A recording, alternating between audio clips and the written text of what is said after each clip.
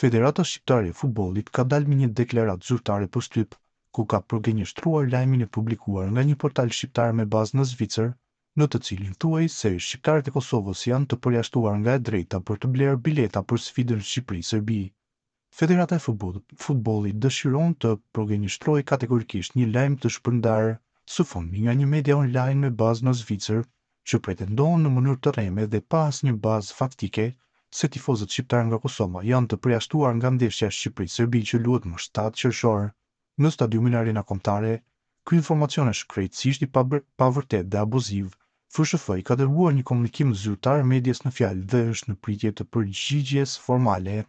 Sqarojnë se procesi i shitjes së biletave për ndeshjen Shqipëri-Serbi do të kryhet përmes një sistemi transparent dhe të hapur për të gjithë tifozët pas një diskriminim apo përjashtim. Thot FSHF-ja.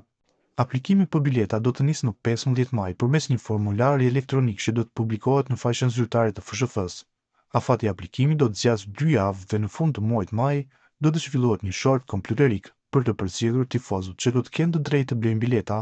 Të përzgjedhurit do të njoftohen me email. FSHF mbetet e përkushtuar ndaj një organizimi dinjitoz të ndeshjes dhe fton të gjithë tifozët shqiptar kudo që ndodhen të ndjekin me besim komunikimet zyrtare dhe të mos bien prej lajmeve të rreme, thuhet në njoftimin për shtyp të shpërndarë nga FSHF-ja.